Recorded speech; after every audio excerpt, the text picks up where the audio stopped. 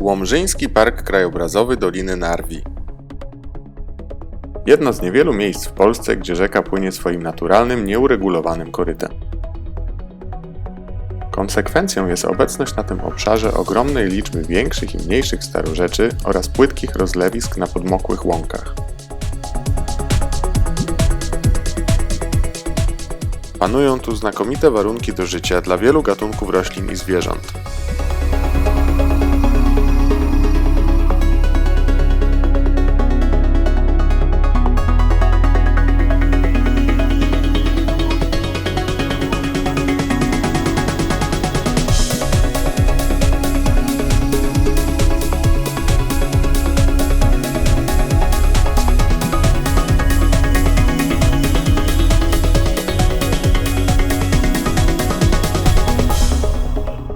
Dlaczego tu przyjechałem? Ponieważ jestem przyrodnikiem i akwarystą i uważam, że akwarium powinno jak najdokładniej odwzorowywać warunki panujące pod wodą. To, co oferują np. tzw. akwaria naturalne w stylu Amano, ma tak naprawdę bardzo niewiele wspólnego z prawdziwym podwodnym światem. Nieco lepiej jest z akwariami biotopowymi, które prawidłowo powinno się nazywać akwariami środowiskowymi. Ich twórcy, do których sam się zaliczam, mają jednak jeden podstawowy problem. Bardzo niewielka ilość informacji o faktycznym wyglądzie podwodnych środowisk. Postanowiłem zacząć zmieniać ten stan rzeczy. Podwodny świat akwarium nie powinien być rozpatrywany w oderwaniu od tego, co naprawdę dzieje się pod wodą. Narwiańskie Starorzecza to znakomite miejsce, by rozpocząć dokumentację podwodnego świata.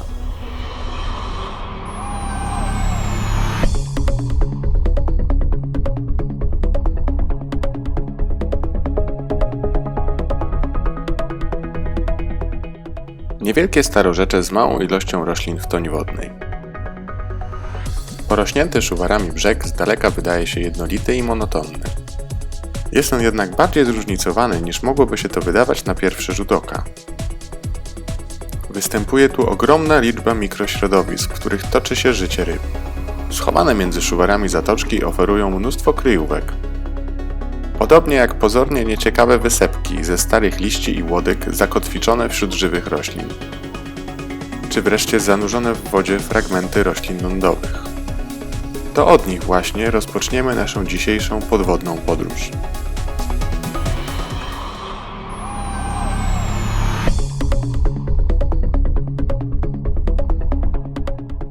Łodygi szuwarów tworzą gąszcz podobny do pni drzew w lesie. Pomiędzy nimi uwijają się stada ryb. Te z czerwonymi tęczówkami oczu i charakterystycznym zielonym odcieniem na grzbiecie i bokach ciała to młode płocie, natomiast te srebrne z nieco złotawą tęczówką to młode jazie.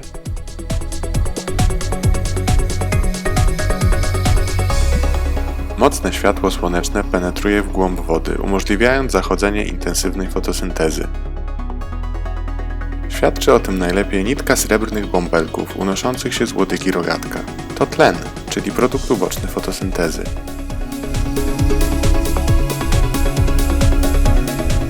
Unoszące się na powierzchni wody martwe i żywe fragmenty roślin stanowią dodatkowe kryjówki oraz miejsca żerowania. Niekiedy ryby mylą się, biorąc niejadalne części roślinne za drobne bezkręgowce. Tak jest w przypadku tych białych korzonków, które do złudzenia przypominają niewielkie białe robaczki. Czy to nadaje się do jedzenia? A może jednak? Wzdręga też daje się przez chwilę nabrać.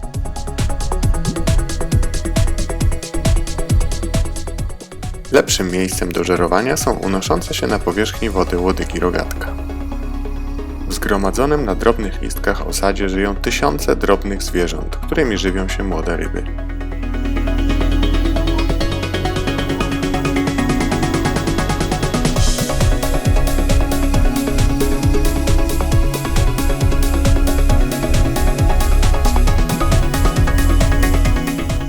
Wydostańmy się teraz z pomiędzy trzcin.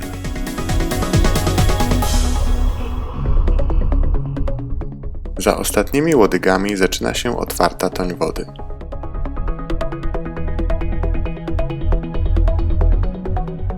Tutaj występują większe ryby. Na przykład wzdręgi, które właśnie sprawdzają, czy unoszący się na powierzchni wody kawałek liścia nadaje się do jedzenia. Najwyraźniej testy wypadły negatywnie. Przenieśmy się teraz na dno starorzecza. Tworzy je głównie drobny piasek, pokryty martwymi resztkami roślin. Młode płocie, trzymające się zwykle bliżej powierzchni, rzadko się tu zapuszczają.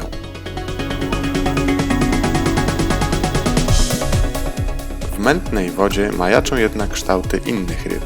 To różanki, niezwykłe ryby, które do rozrodu wymagają obecności małży. Samica w okresie rozrodczym wytwarza długie pokładełko, którym składa ikrę do komory skrzelowej małża. Krótkie poszukiwania na dnie dają oczekiwany rezultat. Oto grupka kilku małży zagrzebanych w mule. Okres godowy różanek już dawno się zakończył, ale pomimo tego możemy bliżej przyjrzeć się małżom. Otoczony czułkami otwór to syfon wlotowy, którym małż zasysa wodę wraz z cząstkami pożywienia. Odfiltrowana woda jest przez małża usuwana mniejszym syfonem wylotowym, znajdującym się po lewej stronie. Obserwację małży przerywa niespodziewane pojawienie się szczupaka. Ten nieco większy egzemplarz woli wycofać się w bezpieczne miejsce. Szczupaków jest tu więcej, zwłaszcza młodych. Niezwykły jest ich barwny kamuflaż, niemal idealnie naśladujący refleksy światła tańczące na dnie. Przekonane o własnej niewidzialności czają się nieruchomo, czekając aż jakaś nieostrożna rybka zbliży się wystarczająco blisko do ich paszczy. Zostawmy teraz trzcinowy brzeg z jego zatoczkami i przenieśmy się nad większe starorzecze o bardziej zróżnicowanym dnie i bogatszej szacie roślinnej.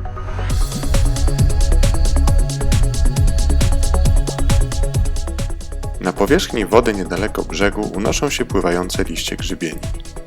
Rzut oka w głąb ujawnia niezwykłe środowisko.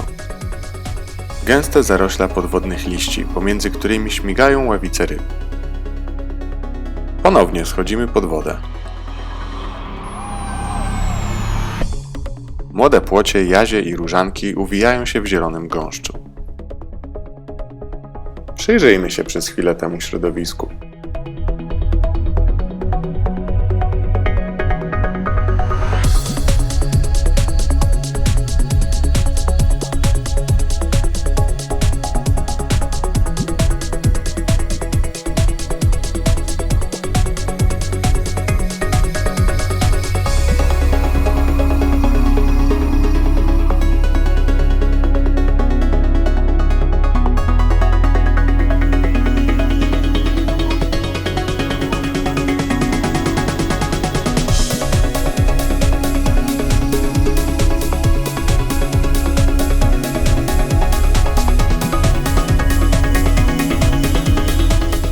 Przesuwając się powoli pomiędzy liśćmi, trafiamy na kolejne ciekawe miejsce. Niewielką łachę czystego piasku. Panują tu znakomite warunki do obserwacji podwodnego świata. Powyżej, na brzegu, znajduje się nora bobrów i to właśnie one tak wyślizgały swoje wejście do wody.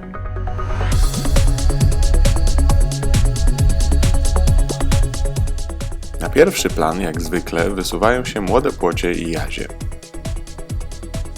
Ale są tu także większe płocie,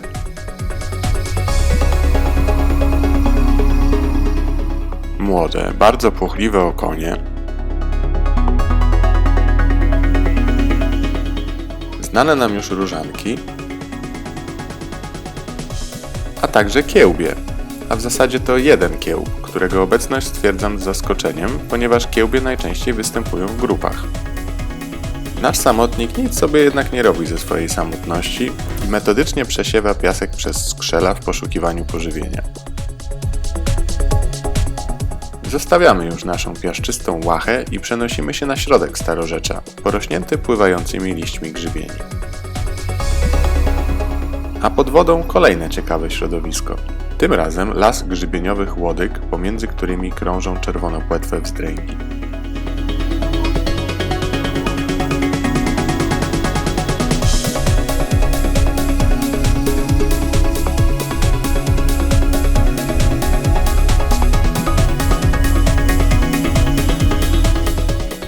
Nieco niżej pomiędzy łodygami trzymają się średniej wielkości płocie.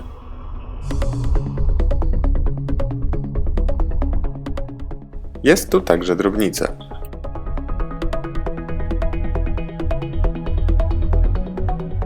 I to właśnie na nią czatują szczupaki ukryte w cieniu grzybieniowych liści. Kryjówka nieco inna niż w poprzednim starorzeczu, ale taktyka podobna. Trwać w bezruchu tak długo jak się da, udając nieszkodliwy fragment rośliny. Drapieżnik utrzymuje swoją pozycję tylko dzięki minimalnym, ledwo widocznym ruchom płetw.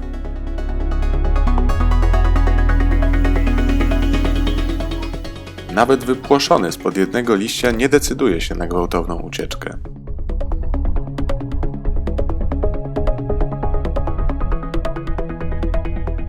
Zamiast tego powolutku przesuwa się przez wodę, zupełnie jakby był czymś martwym, niesionym w toni przez delikatny prąd wody.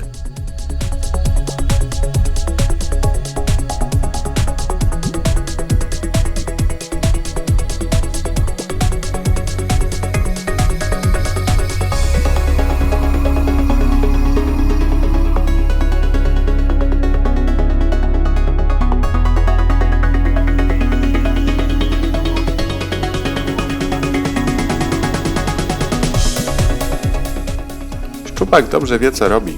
Po chwili bezpiecznie parkuje pod kolejnym liściem. Nie będziemy go więcej niepokoić. Przenieśmy się teraz z głębszej wody na płyciznę, porośniętą łanami rogatka.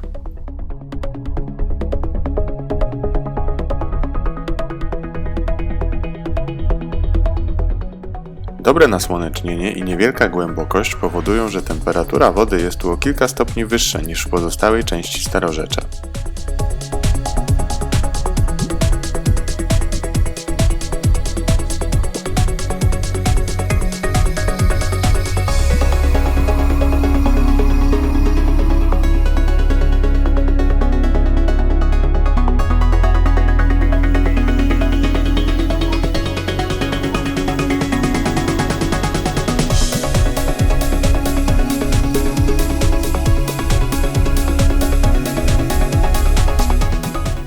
Dzięki wyższej temperaturze ta rogatkowa zupa to swego rodzaju inkubator.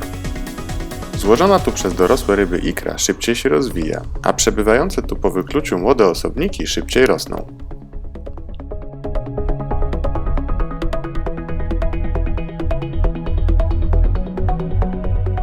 Na tym kończymy ten krótki przegląd środowisk starorzeczy Doliny Narwin. Jest to zaledwie wstęp, rozpoznanie terenu przed bardziej szczegółowym opracowaniem, które wykonam w przyszłym roku.